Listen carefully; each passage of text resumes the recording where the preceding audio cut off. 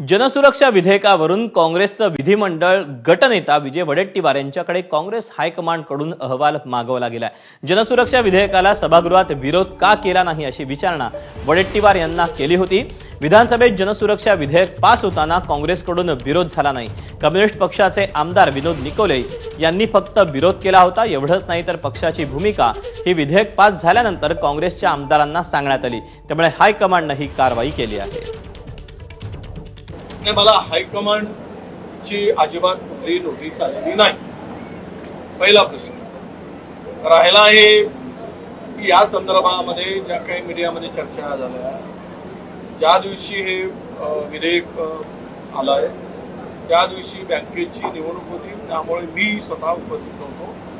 मी माझ्या चंद्रपूर जिल्हा मध्यवर्ती बँकेची निवडणूक होती आणि त्या सभागृहामध्ये काँग्रेसचे नेते होते, त्यांनी योग्य बाजू मांडली नाही असा जो काही हे आहे ते सगळे प्रोसिडिंगची त्यांनी मांडलेली बाजू किंवा त्यांनी केलेलं भाषण ते सगळे आम्ही सभागृहाच्या मध्ये मांडलेलं ते माहिती आम्ही हायकमांडकडे पाठवणार आहोत, प्रदेशाध्यक्षांना सुद्धा देणार आहोत।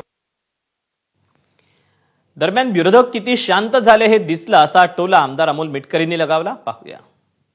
महाराष्ट्र विधिमंडळाच्या इतिहासात पहिल्यांदा विधिमंडळात अशी परिस्थिती आहे, विधानसभेला विशेषतः, की विरोधक म्हणून कोणी बोलतच नाही। विरोधकांनी अंगच टाकलेलं आहे। विरोधक विरोध करायला उरलं नाही। काँग्रेस पक्षाने सुद्धा एकमताने जनसुरक्षा विधेयकाला मूकसंमती दिली, त्यामुळं त्यांना नोटीस येणं ते क्रमप्राप्त होतं। आमच्या वरिष्ठ सभागृहात बंटी पाटील साहेबांसह सगळ्यांनी, म्हणजे त्यात सचिन अहिर होते, सचिन अहिर साहेब होते, त्याच्यानंतर अंबादास दानवे साहेब होते, सर्वांनी वॉकआउट केलं। महाराष्ट्र सुद्धा पाहतोय की विरोधक किती शांत झालेत, कारण त्यांना माहित आहे की 2029 पर्यंत आता किती इथं आलेत, काय निदर्शनं केलेत, काय टॉवेल बनियान घातलं, तरीही तुम्हाला सांगतो जर काही चुकीचं असेल तर सरकार त्याला पाठीशी घालू शकत नाही।